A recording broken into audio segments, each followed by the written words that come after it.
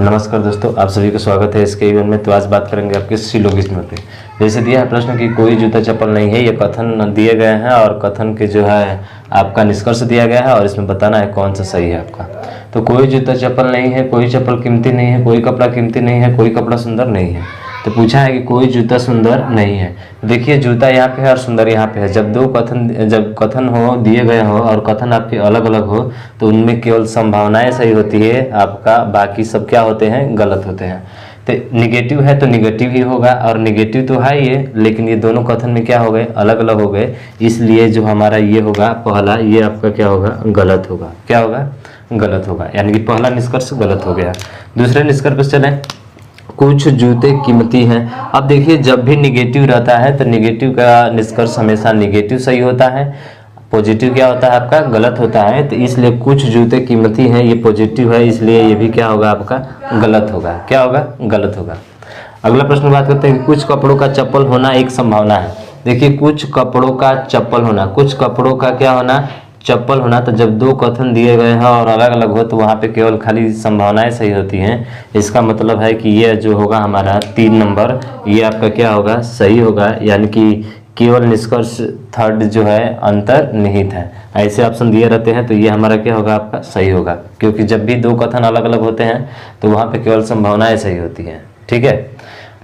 तो अगला बात करते हैं कि कोई एक्स वाई नहीं है। कोई एक्स जो है, दूसरा कथन दिया गया है, कोई एक्स वाई नहीं है, कोई एक्स वाई नहीं है। ठीक है, कोई एक्स वाई नहीं है और कोई एक्स वाई नहीं है। शायद ये 2 बार हो गया। ठीक है, कोई एक्स वाई नहीं है और कोई एक्स डब्ल्यू नहीं है। यहाँ पे डब्ल्यू बना लेंगे। ठीक है, हाँ, कोई एक्स डब्ल्यू नहीं है, कोई डब्ल्यू भी नहीं है और कोई टी भी नहीं है। तो निष्कर्ष दिया गया है कि कुछ एक्स के भी होने की संभावना है। तो कुछ एक्स के भी होने की संभावना है। तो अलग अलग कथन है तो यहाँ पे आपके संभावनाएं क्या होती है, हमेशा सही होती है। इसका मतलब है कि ये जो होगा आपका क्या होगा, सही होगा। उसके बाद से कोई डब्ल्यू भी नहीं है, तो कोई डब्ल्यू भी नहीं है। अब जैसे ही अगर सीधा सीधा दिया रहता है, कथन का पुनरावृत्ति होती है तो वहाँ पे निष्कर्ष क्या होता है, हमेशा गलत होता है। इसका मतलब है कि ये भी निष्कर्ष हमारा क्या होगा, गलत होगा। तीसरा है कि कोई टी एक्स नहीं है। तो देखिए, यहाँ पे टी है और यहाँ पे क्या है, एक्स है। तो कोई टी एक्स नहीं है, तो कोई टी एक्स नहीं है, ये भी अलग अलग कथन हो गए। तो अलग अलग में केवल संभावनाएं सही होती हैं, जो कि ये आपके अलग अलग है, इसलिए ये भी क्या हो जाएगा, आपका गलत हो जाएगा।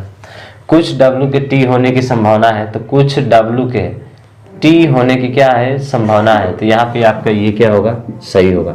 तो ये रहे आपके तीसरे टाइप के। और तीसरे टाइप पे मैंने प्रश्न लिया जिसमें आपके कुछ वाला हम लोग हल कर लिए थे, सभी वाला हल कर लिए थे, कोई वाला बचा था तो कोई वाला भी हल कर लिए।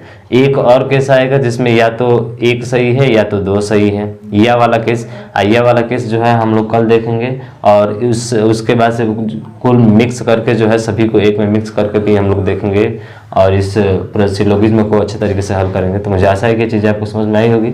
अगर समझ में आई तो इस वीडियो को ज़्यादा से ज़्यादा शेयर कीजिएगा। तो आज के लिए बस इतना ही। जय हिंद।